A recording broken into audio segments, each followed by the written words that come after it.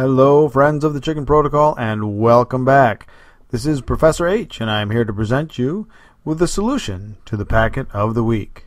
And here is the previous packet of the week. You may recall that we were trying to figure out what was going on inside these packets by examining the Ethernet control field. And we're going to continue doing that here with this one. For those of you that are a little new, we're going to jump right past the MAC addresses and go after that control field, which is circled in red.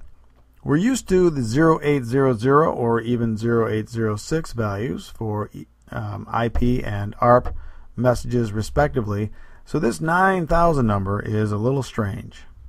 To make life a little easier, I've decided to include the entire packet here, and we can see from this Wireshark output that this is a configuration test protocol or loopback packet. This is also known as the Cisco Keepalive function, and that's actually the command that you would use to reference it in your configuration.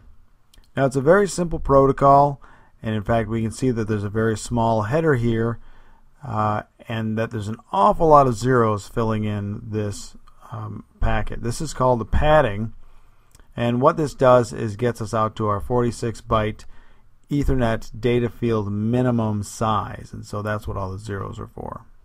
Well, now that we know what this packet is, it'd be nice to know what it's doing on the network. Keepalive packets are there primarily to detect interface or tunnel down events.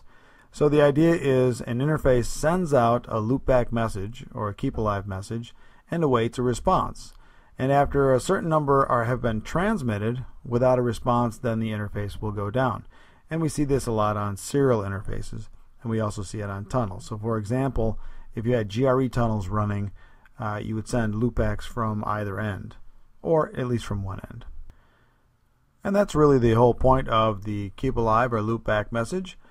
But remember, these are not to be confused with the loopback interfaces. That is a completely different thing used for management.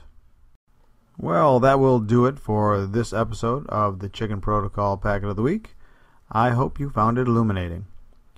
Remember that you can follow us on Facebook and get involved in the discussions out there, or subscribe on YouTube for a heads up on new videos. This is Professor H. Thanks for listening, thanks for watching, and may your packets always reach their destinations.